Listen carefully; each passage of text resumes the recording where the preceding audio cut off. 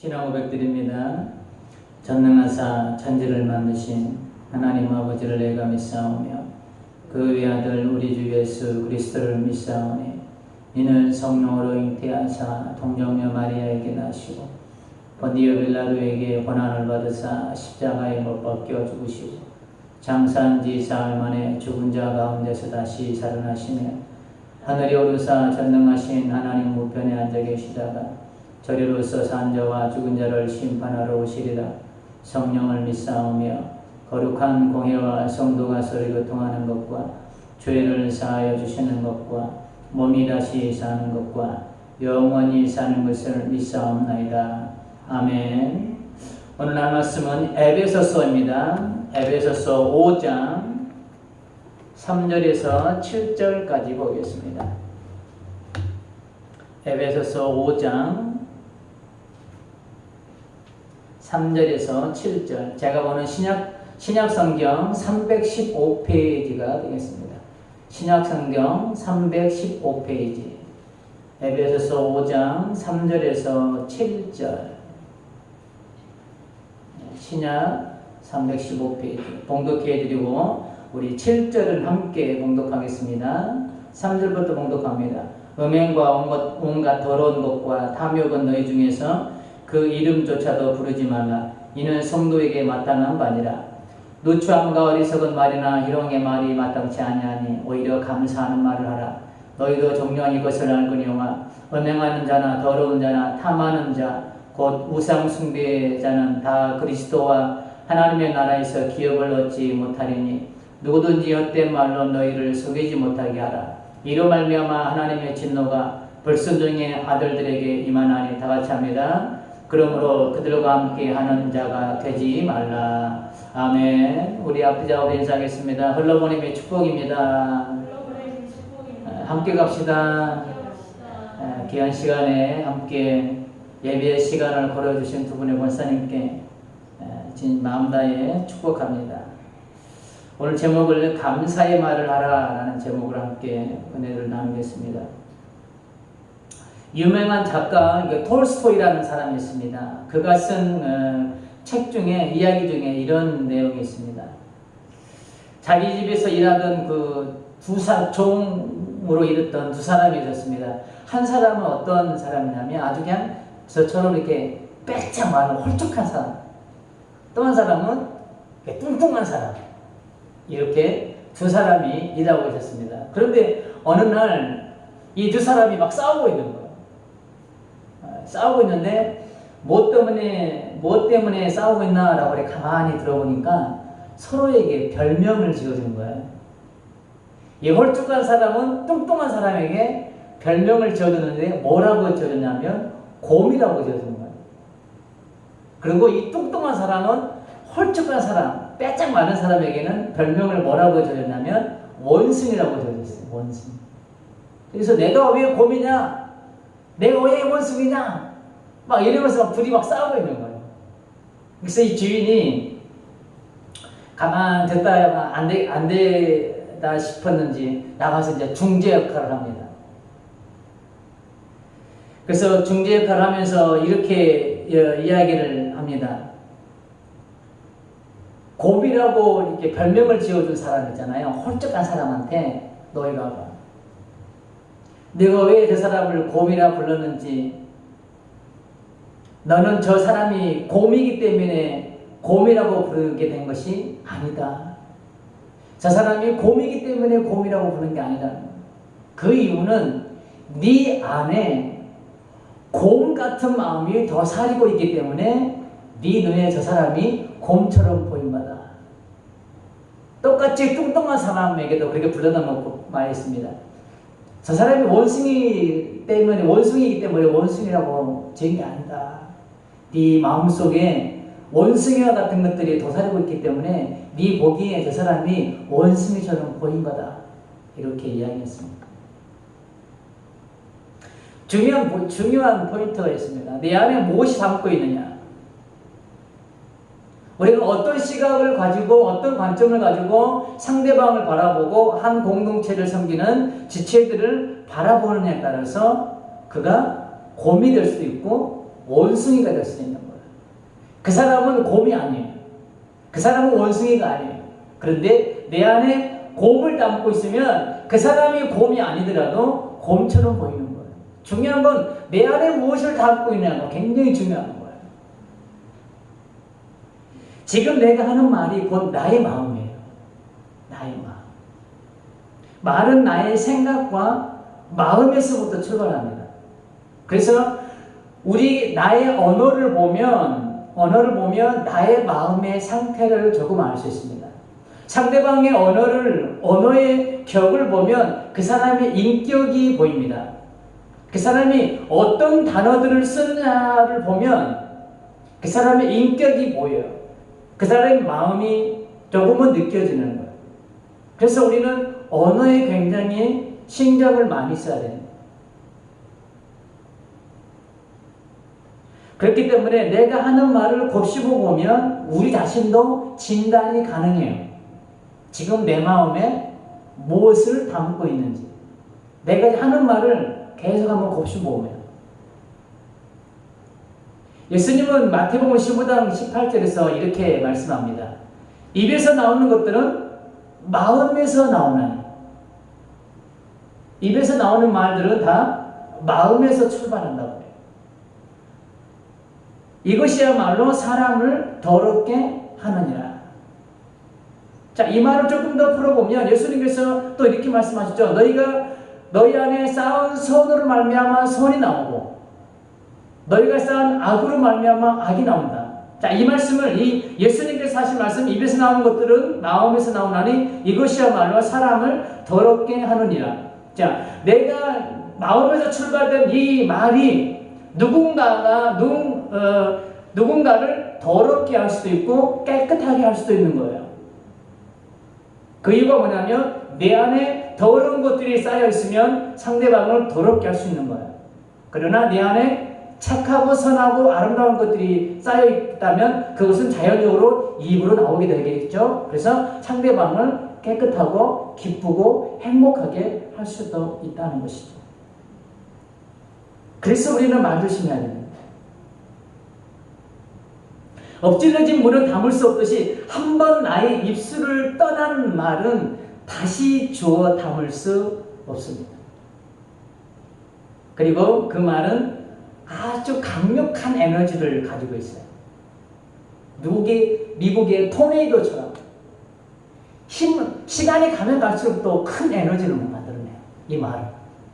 그래서 내 입술에서 떠날 때는 숫자로 비유하면 1이었는데 나중에 이게 살이 붙어서 나중에는 10이 되는 거예요. 이런 예가 좀 맞을지 모르겠습니다. 제가 감기에 걸려서 병원에 갔습니다. 그런데 이게 말이 와전돼가지고 목사님이 위급하셔가지고 병원을 가셨대요. 이게 또 살이 붙어가지고 목사님이 오늘 내일 하신대요. 이렇게 되는 거예요. 말이라는 게. 저는 단순히 감기 걸려서 병원 갔는데 그러는 거예요. 말이라는 게. 이처럼 말은 에너지가 있습니다. 힘이 있어요. 그래서 이 말이 상대방을 말로 죽일 수도 있고 살려낼 수도 있습니다. 자, 잠언 4장 23절에 대해서는 이렇게 말씀합니다. 모든 지킬 만한 것 중에 더욱 네 마음을 지키라. 생명의 근원이 이에서 나느니라. 내가 왜 마음을 지켜야 합니까? 생명의 근원이 마음이기 때문에 그렇습니다. 자, 말은 어디서부터 출발한다고요? 마음에서부터 나온다. 자, 이 말씀을 조금 전에 들었던 말씀과 연관시켜 보면 나의 말을 통해서 누군가를 죽일 수도 있고 누군가를 살릴 수도 있다는 거예요. 누군가를 정말 좌절의 늪으로 떨어뜨릴 수도 있고 누군가는 좌절의 늪에 있는 사람을 다시 소망으로 이끌어 올릴 수도 있다는 거예요. 나의 말 한마디를 위해서. 내 마음속에 생수를 담고 있다면 그것은 나의 입술을 통해 밖으로 나오게 되어 있습니다. 그 생수와 같은 말로 그 누군가는 힘을 얻고 용기를 얻고 위로를 얻고 다시 일어날 수 있는 원동력이 될 수 있습니다. 반대로 내 마음에 독을 담고 있다면 그 독은 나의 입술을 통해 밖으로 동일하게 나오겠죠. 그 독은 상대방을 죽이는 역할을 하게 됩니다. 자, 여기에서 우리가 놓치지 말아야 될 게 또 있습니다. 자, 독이 상대방만 죽이느냐? 아니라는 거예요. 자, 가시 거친 선인장을 안으면 어떻게 돼요? 뭐 질문 하나만 이 선인장 가시가 나를 막 찌르겠죠, 막. 네. 동일합니다. 내가 독과 같은 말을 뱉는 것은 내 안에 독국물을 담고 있기 때문입니다. 그렇기 때문에 나의 입술을 통해 발설된 그 독은 상대방뿐만이 아니라 나도 그 독국물을 마신다는 사실을 우리는 간과해서는 안 되는 거예요. 그러니까 내가 하는 말이 곧 상대방만 죽이는 것이 아니라 나의 영혼도 죽일 수 있다는 것이죠. 상대방만 살리는 것이 아니라 나의 영혼도 살릴 수 있다는 거예요. 입에서 나온 말은 에너지입니다. 에너지. 입에서 나온 말은 사라지지 않고 작은 에너지 덩어리가 되어 나의 삶의 주변을 이렇게 감싸고 있습니다. 나의 삶, 나의 주변. 그래서 내 주위에는 눈에 보이지 않지만 나의 말들로 가득 차 있어요. 내 주변에 보면. 그래서 사람들이 나를 만나면 내가 그동안 해놓은 말에 에너지를 느끼게 됩니다. 그렇기 때문에 내가 어떤 말로 내 주변을 포진시키느냐에 따라서 다른 사람들이 그렇게 선한 에너지를 느낄 수 있고 악한 에너지를 느낄 수 있는 거예요. 이 말은 나의 삶을 주변으로 떠나지 않습니다. 내가 뱉은 것들이 나의 주변에 차곡차곡 쌓여요.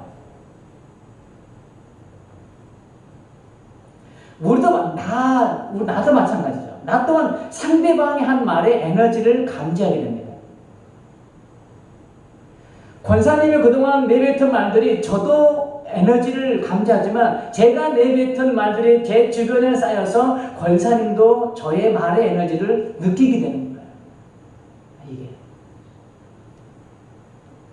평소에 감사, 기쁨, 만족, 행복, 사랑, 웃음, 좋은 말을 많이 하는 사람은 주위에 밝은 기운이 가득하여 그냥 얼굴만 봐도 평안함을 느끼는 분들 있잖아요.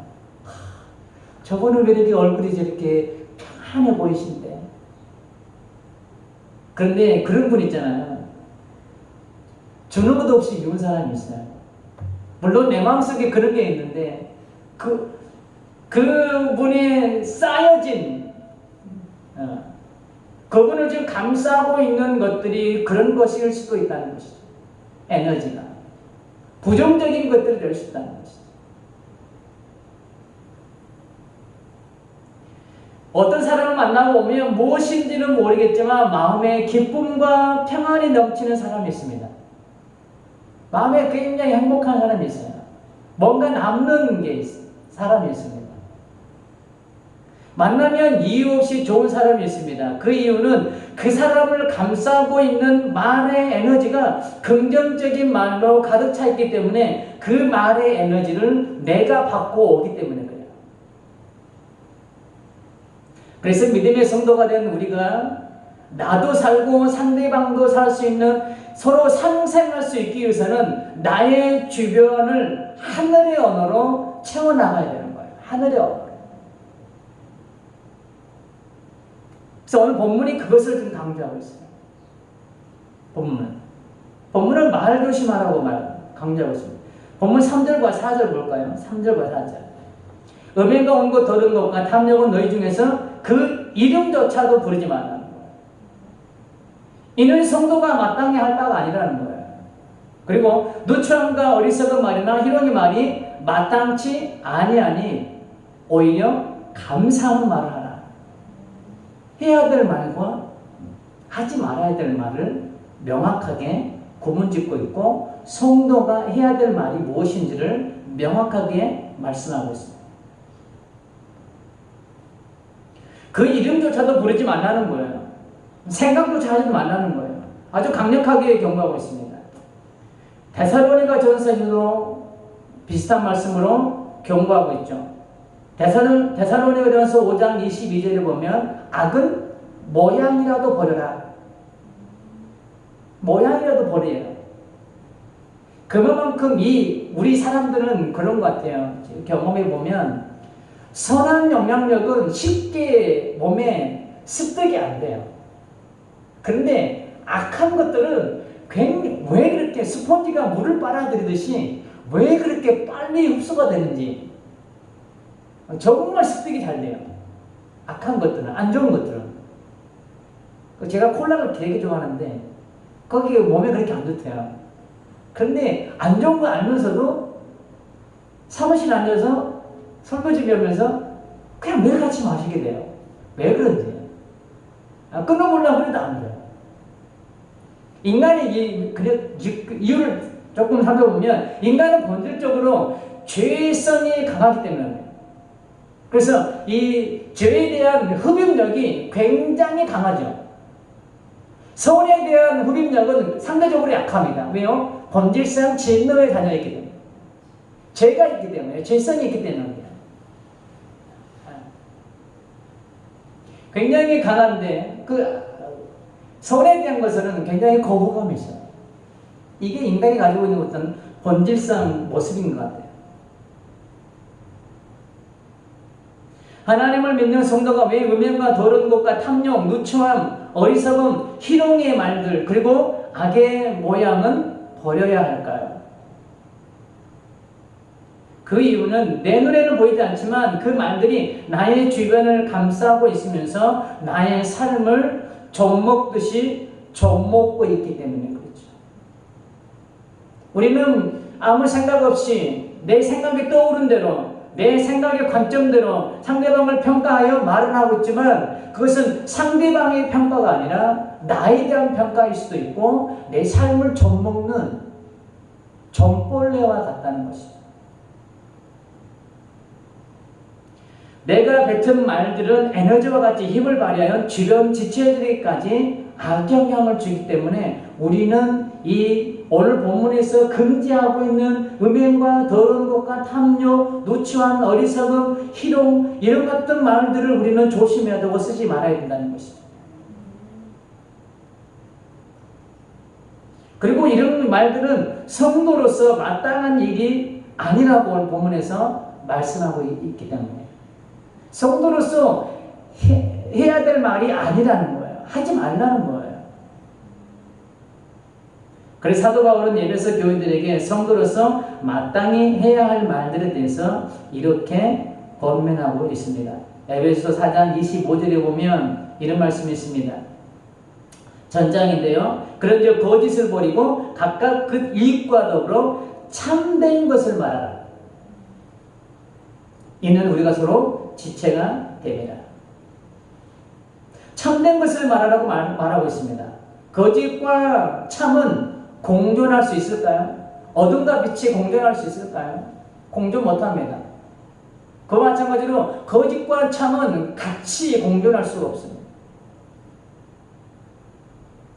거짓이면 거짓이고 참이면 참인 거예요. 이것을 성경이 확증하고 있습니다. 야고보서 3장 11절과 12절에 보면 이 말씀을 확증한 말씀하고 있어요. 샘이 한 구멍으로 어찌 단물과 쓴물을 내겠느냐. 내 형제들아 어찌 무화과 나무가 감람 열매를 포도나무가 무화과를 맺겠느냐. 이와 같이 짠 물이 단물을 내지 못하느니라. 한 구멍에서 단물과 쓴물을 내지 못한대요. 이 전절의 10절에 보면 그런 말씀이 야고보서 3장 10절에 보면 한 입술에서 어찌 찬송과 저주가 함께 나올 수 있겠느냐. 야고보 3장 10절에 보면 그렇게 나와요. 동일한 거예요. 내 입술에서 거짓이 거짓 나오지 참이 나오면 참이 나오는 거예요. 그런데 우리가 그럴 때 있잖아요. 우리의 마음을 속이고 거짓인데 참을 할 수 있잖아요. 인간은 속일 수 있지만 하나님은 속이지 못하는 것이죠. 이것은 나를 포장하고 있는 것이죠. 포장지만 벗겨지면 본 모습이 드러나게 되어 있습니다. 그렇습니다. 한 구멍에서 쓴물과 단물을 낼 수 없습니다. 쓴물을 담고 있다면 어떤 물이 나와요? 쓴물이 나오게 되어 있는 거예요. 단물을 담고 있다면 반드시 단물이 나오게 되어 있는 거예요. 이것이 성경이 말씀하고 계시는 원리예요. 참된 것을 품고 있으면 참된 것이 나오고 거짓을 품고 있으면 거짓이 나오게 되어 있습니다. 내 안에 선을 쌓으면 선이 나오고 예수님 말씀처럼 악을 쌓아놓으면 악이 나오게 되어 있는 거예요. 참된 것을 말하기 위해서 그래서 거짓을 버려야 됩니다.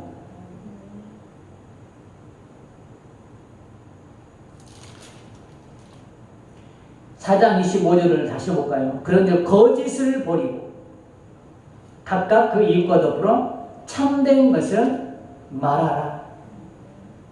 거짓을 버려야만이 참된 것을 말할 수 있는 거예요. 자, 이런 예를 한번 들어볼까요? 노숙인들은 시키지 않고 옷이 너무 남루하네. 그냥 옷만 새 옷 입혔어요. 자, 냄새가 날까요? 안 날까요? 시키지 않고 그냥 겉옷만 그냥 새 옷 하나 입혔어요. 냄새 날까요? 안 날까요? 당연히 나죠. 왜요? 근본적으로 씻지 않았는데 냄새날 그 근원을 아예 제거를 하지 않았는데 당연히 냄새 납니다. 아마 그 냄새는 씻기 전까지는 계속 날 거예요. 냄새가 나지 않게 하는 근본적인 해결책이 필요한 것이죠. 그와 마찬가지로 바울이 말하고 있는 것은 거짓을 품고서는 참된 것을 말할 수 없다는 사실이라. 그래서 거짓을 버리라는 거예요. 고로 참된 것을 말하기 위해서는 거짓으로 채워졌던 옛 사람의 모습을 벗어야 한다는 말이에요. 자, 에베소서 4장 29절을 볼까요? 29절을 보면 무릇 더러운 말은 너희 입 밖에도 내지 말고 오직 덕을 세우는 데 사용되는 대로 선한 말을 하여 듣는 자들에게 은혜를 끼치게 하라. 자, 본문 4절, 에베소서 5장 4절을 보면 우리가 해야 될 말이 있으면 누추함과 어리석은 말이나 희롱의 말이 마땅치 아니하니 오히려가 중요합니다. 오히려 감사하는 말을 하라. 신앙생활을 하다 보면, 그리고 우리가 일반적으로 이렇게 생활을 하다 보면 가장 많이 상처받은 통로가 바로 이 말을 통해 상처를 가장 많이 받아요. 상대방은 아무렇지 않게 던졌던 말 한마디가 나에게는 아주 큰 상처가 될 때가 있습니다. 그 상처 때문에 이제는 내가 상대방을 바라보는 시선이 곱지 않아요. 그리고 상대방이 하는 모든 것이 매사에 고깝게 보이죠. 진실을 바라보지 않으려고 해요. 이게 어디서 출발해요? 말 한마디부터 출발되는 거예요. 그때부터 이제 그 사람과 분열이 일어나기 시작합니다. 거리가 멀어지게 되죠. 보이지 않는 담이 쌓여지게 됩니다. 그런데 그 작은 두 사람의 분열로 시작된 이 그 분열이 그들만의 문제가 아니라는 거예요. 한 공동체를 무너뜨리게 하는 시초가 되기도 합니다. 아주 공동체를 뒤흔드는, 근간을 뒤흔드는 아주 그냥 다이너마이트 같은 그런 폭발력을 가지고 에너지가 되고 막 이만큼 커가지고.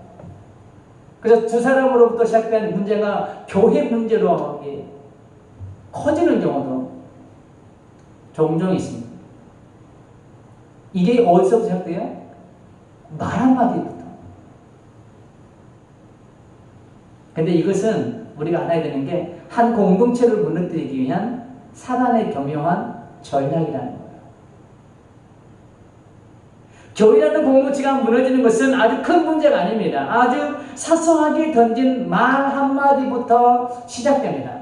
댐의 무너짐도 마찬가지죠. 댐의 무너짐도 한꺼번에 무너지지 않습니다. 아주 작은 물구멍부터 시작되어서 그 물구멍이 확장되면서 결국에는 댐이 무너지고 뚝이 무너지게 되어 있죠. 동일합니다. 우리 천성의 공동체, 교회의 공동체, 큰 공동체가 흔들리는 것은 작은 것부터 시작되는 거예요. 그래서 우리는 작은 말 한마디, 우리는 소홀히 여겨서는 안 된다는 것이죠. 사도 바울은 에베소서를 통해서 에베소 교회들에게 참된 교회의 모습을 갖추기 위해서 가장 중요한 것은 교회를 이루고 있는 믿음의 성도들이 어떻게 해야 할 것인지를 지금 말씀하고 있는 거예요. 교회가 참되기 위해서는 그 교회를 이루고 있는 성도가 참돼야 된다. 그러기 위해서는 거짓을 버려야 된다는 거예요. 성도로서 꼭 마땅히 행할 바를 해야 되고 말할 것들을 해야 한다는 거예요. 참된 교회가 되기 위해서는 교회를 이루고 있는 믿음의 성도들이 옛사람의 모습을 벗어버리고 참된 옷으로 갈아입어야 함을 오늘 에베소서를 통해서 일깨워주고 있습니다. 옛사람이 어떤 거예요? 거짓. 그 다음에 새 사람이 뭐예요? 새 옷이 뭐예요? 성령 안에서 우리는 새롭게 된 피조물. 그 중에서도 말에 대한 중요성을 말하고 있습니다. 믿음의 성도로서 해야 될 말은 은혜를 끼치는 말이고 감사의 말로 나의 주변을 채우라는 거예요. 내가 먼저 지체들을 향해 축복하고 은혜의 말들을 하는 것은 지체들에게만 축복이지만 가장 먼저 그 축복을 받는 사람은 바로 나 자신이다. 예수님께서 그렇게 말씀하시죠. 제자들을 파송할 때 너희는 어디를 가든지 그 가정에 평안을 빌라. 너희들이 빈 평안이 그들에게 받기에 합당하면 너희들이 빈 평안이 그 가정에 임할 것이고 너희들이 빈 평안을 그들이 받기 합당하지 않으면 그 평안은 너희에게로 돌아올 것이다. 예수님이 그렇게 말씀하고 있습니다. 동일한 원리예요. 내가 누군가를 내 지체들을 향해서 축복하는 것은 그 지체들만을 위한 축복이 아닌 거예요. 그 축복은 곧 나를 향한 축복인 거예요.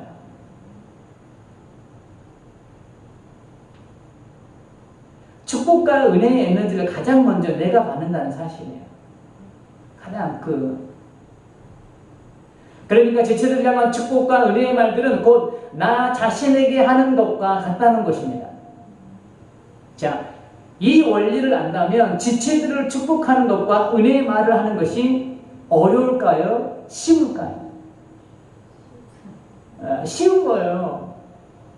지체들의 축복이 곧 나 자신을 향한 축복이라고 우리가 믿는다면 지체들을 축복하는 게 어렵지 않아요. 왜요? 이거는 나를 축복하는 거야. 어렵지 않습니다. 자, 여러분 자녀들을 향해 축복하는 거 인색하신가요? 아니잖아요. 그냥 온갖 성경에 있는 모든 축복의 단어를 생각나는 대로 그냥 막 쏟아붓잖아요. 자녀들을 위해서는. 만약에 자녀들과 내 자신과 그리고 우리 가정과 내 남편과 손녀들을 위해서 이 축복을 조금 아낀다면 그 문제 있는 사람 아닌가요? 그렇죠? 동일한 거예요. 그 원리. 지체의 축복이 곧 나를 향한 축복이라고 안다면 우리는 마음껏 축복할 수 있는 거죠. 아끼지 않고. 예수님이 그러셨잖아요. 작은 소자에게 하는 것이 곧 나에게 하는 것이다. 지체들 하는 축복이 곧 예수님을 향한 거예요. 하나님은 작은 소자에게 물 한 모금, 물 한 잔 주는 것도 하늘에서 상급을 잊지 않겠다고 예수님 말씀하셨잖아요. 곧 지체들 향한 축복이 그 하나님께서는 하나님을 향한 것이고 하나님은 그 상을 잊지 않아요. 그 상을 잊지 않는다는 것은 그 지체를 향한 그 축복을 기도를 나에게 다시 보상해 주겠다는 약속의 말씀이기도 하는 거예요. 우리가 이렇게 연관시켜서 보면 지체들을 향한 축복을 우리는 정말 기쁜 마음으로 할 수 있는 거예요. 예수님이 말씀하셨던 것처럼 너희 박해하는 자들을 위해서 축복하라. 이것도 우리가 할 수 있는 거예요. 또한 우리는 감사의 말로 나의 삶을 채워야 할 줄 믿습니다. 서두에 말씀드렸듯이 말에는 에너지가 있습니다. 그리고 보이진 않지만 내가 그동안 했던 말들은 나의 주변을 감싸고 있다고 말씀드렸습니다. 나의 주변을 감싸고 있는 말들의 냄새를 다른 이들도 맡게 되어 있습니다. 자, 꽃을 싼 종이는 어떤 냄새가 날까요? 꽃의 향기가 날 거예요. 그런데 생선을 싼 종에는 무슨 냄새가 날까요? 생선 비린내가 나겠죠. 그렇듯이 나의 주변을 무슨 말로 채우느냐에 따라서 다른 사람들이 향기로운 그 향기를 맡을 수도 있고 인상을 찌푸리게 하는 냄새를 맡을 수도 있다는 겁니다. 바울은 본문을 통해 그리스도를 통해 새롭게 된 성도들이 마땅히 해야 할 말은 거짓을 버리고 참된 말을 하라고 합니다. 은혜를 끼치는 말을 하라고 합니다. 다른 성도들은, 다른 사람들은 거짓으로 어리석은 말로 일관하고 있지만 오늘 우리가 조금 전에도 말씀드렸듯이 오히려 성도들이나 세상은 그렇게 일관하고 있지만 믿음의 성도들은 오히려 그럴 때일수록 세상은 그렇게 가고 있지만 오히려 그럴 때일수록 감사의 말을 하라는 거예요. 그들과 함께 하지 말라고 권면하고 있습니다. 7절 보면 그렇죠. 그러므로 그들과 함께 하는 자가 되지 말라. 다른 사람들이 그렇게 한다고 나도 거기에 물들어서 함께 동조가 되어서 그렇게 행하지 말라는 거예요. 세상이 그렇게 돌아간다고 나도 거기에 휩싸여서 그러니까 돌아가지 말라는 거예요. 얼마 전에 TV를 보는데 트로트 가수인데 외국인 여자가 나오더라고요. 보셨나요 혹시? 그런데 이 외국인 여자가 트로트를 하는데 우리나라 가수보다 더 잘해요. 발음도 너무너무 정확해요. 어떻게 그렇게 외국 여자분인데 그렇게 뚜렷하게 아주 정확하게 우리나라 말을 구사하는지 굉장히 놀랐습니다. 자, 그런데 그 사람의 우리가 이면을 조금 들여다볼 필요가 있습니다. 그렇게 유창하게 우리나라 말을 구사하기까지 그 여자분이 얼마나 피나는 노력을 했을까요? 엄청난 노력을 했을 거예요. 소위 말해서 우리가 소위 말하는 포터 발음이잖아요. 이게 혓바닥 굴리는 아무리 우리나라 말을 구사해도 그 기본적인 영어 이렇게 발음이 있잖아요. 괜찮아 이런 것들. 이런 혀 꼬이는 발음. 그런데 그 여자분은 전혀 그런 게 없었어요. 엄청난 노력을 했을 거예요. 자기도 모르게 때때로는 입 밖으로 튀어나오는 영어를 절제하면서 우리나라 말을 쓰려고 과거에 자신의 삶과 아마 처절하게 싸웠을 겁니다. 자기도 모르게 영어로 툭툭 나오는 자신의 모습을 보면서 자신을 막 채찍질도 했겠죠. 한국말 써야지. 막 혀가 꼬부라지는 것들을 보면서 막 그러면서 발음을 교정했겠죠. 우리에게도 이런 싸움이 필요하다는 거예요. 옛 모습을 벗어버리기 위해서. 바울은 옛사람의 모습을 벗어버리라고 말합니다. 나의 삶의 모습을 보면 옛사람의 모습이 불쑥불쑥 튀어나옵니다. 이 모습은 과거의 나의 모습이에요. 나의 입에서도 오늘 본문의 말씀처럼 거짓, 음행, 도루, 탐욕, 무추한 어리석음, 희롱 이런 과거의 모습들이 불쑥불쑥 튀어나와요. 나의 의지와는 상관없이. 바울은 옛사람의 모습을 벗고 새사람을 입으라고 말합니다. 그리고 그리스도로 말미암아 새롭게 된 우리는 새로운 말을 해야 한다고 말하고 있습니다. 자, 이 외국인 여자분이 이제 한국에 와가지고 트로트 가수가 되기 위해서는 가장 먼저 해야 되는 건 뭐예요? 언어를 바꾸는 거예요. 과거의 언어에 잡혀있으면 한국말을 배울 수 없는 거예요. 동일합니다. 우리가 옛사람을 벗어버려야 되는 게 여기에 있는 거예요. 이제 과거의 모습을 벗어야 합니다. 옛사람의 모습을 벗기 위해서는 우리가 말부터 바꿔야 합니다. 이 외국인 여가수처럼. 외국인 이 여가수가 우리나라 말이라는 옷을 입기 위해서는 영어라는 옷을 벗을 때 가능했던 거예요. 자기 나라 모국어를 벗어버려야 할 때. 그때에 우리나라 한글이라는 이 말을 다시 입을 수 있는 거예요. 영어를 계속 쓰면서 우리나라 말을 그렇게 유창하게 구사할 수 있을까요? 그렇지 못합니다. 어학연수 갔는데 영어가 하나도 안 늘어온 사람들의 대부분의 특징이 뭐냐면 한인들이 많이 모여있는 곳으로 간답니다. 그러면 영어가 하나도 안 늘어서 온대요. 왜요? 한인들이 많이 모이는 곳은 무슨 말을 써요? 한국말을 쓰기 때문에.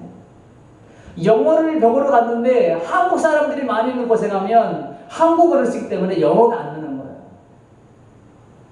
어학연수 갔으면 정말 한국 사람이 없는 정말 원어민들이 살고 있는 곳으로 가야 돼요. 그래야지 영어가 느는 거예요. 동일한 원리인 거예요.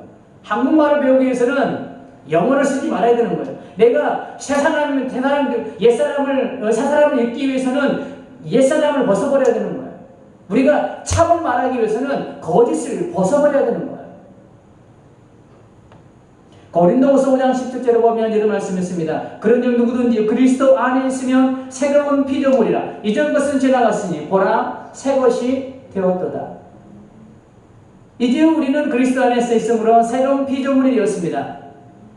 새롭게 된 우리는 새로운 언어를 사용해야 되는 거예요. 하늘의 사람이 되었으니 하늘의 언어를 써야 된다는 것이죠. 본문은 그 말이 바로 은혜를 끼치는 말이요 감사의 말이라고 말씀하고 있습니다.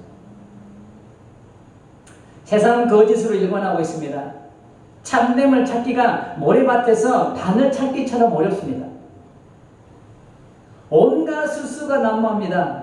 남을 깎아내리는 희롱과 조롱하는 말들이 난무합니다. 세상은 그래요. 이런 세상 속에서 믿음의 성도인 우리는 남을 세워주는 말을 합시다. 자, 오히려 감사하는 말을 하라. 우리는 오히려란 말에 집중해 볼 필요가 있습니다. 오히려. 그럼에도 불구하고 세상은 그렇지만 우리는 남을 세워주는 말을 해야 한다는 것이죠. 상대방을 축복하는 말을 해야 한다는 것이죠.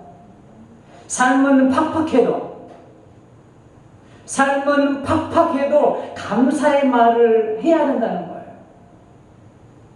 이런 말들로 나의 삶의 주변을 채울 때 가장 먼저 이 말의 에너지를 받는 것은 나 자신임을 깨닫고 감사의 말, 은혜의 말을 할 수 있기를 주님의 이름으로 축복합니다. 우리 성경 한 곳 찾고 마무리하겠습니다. 잠언 13장 2절입니다. 잠언 13장 2절.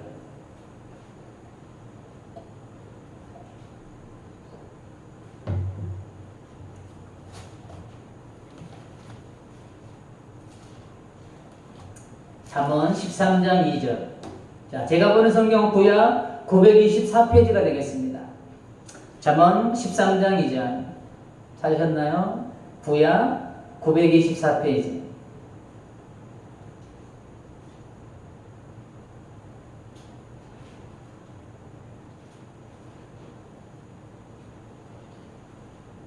네, 우리 다 같이 한 목소리 함께 봉독할까요? 자, 13장 2절. 다 같이 시작. 사람은 입의 열매로 인하여 복록을 누리거니와 마음이 괴사한 자는 강포를 당합니다.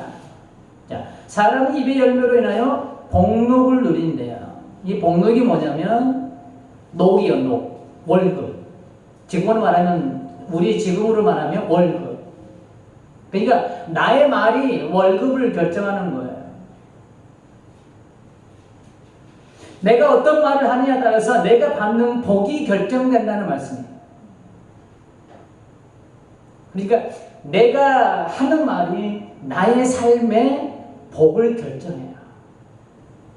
우리가 이걸 생각한다면 우리는 함부로 말하지 않겠죠. 다른 지체들을 향해서 함부로 말하지 않겠죠. 말 못하죠. 왜요? 이 말이 나의 삶의 복을 결정하기 때문에. 남을 윤택하게 하는 사람은 자신의 삶도 윤택하게 되는 거예요. 꼭 남만 윤택하게 되는 게 아니에요. 나의 삶도 하나님께서 윤택하게 만들어 주실 줄 믿습니다. 이제 우리는 선택해야 됩니다. 나의 주변을 어떤 말로 채울 것인가? 이 선택에 따라 나의 삶의 질도 달라집니다. 내가 누리는 복도 달라집니다. 그리스도의 은혜로 새롭게 된 우리, 이제 거짓과 같은 옛사람의 모습을 벗고 새로운 사람이 되었으니 감사의 말, 은혜를 끼치는 새로운 말들을 할 수 있기를 주님의 이름으로 축복합니다. 이 말들로 나의 삶을 채워간다면 우리의 삶 역시 동일하게 윤택하고 감사가 넘치는 그런 삶이 될 수 있을 줄 믿습니다. 아멘.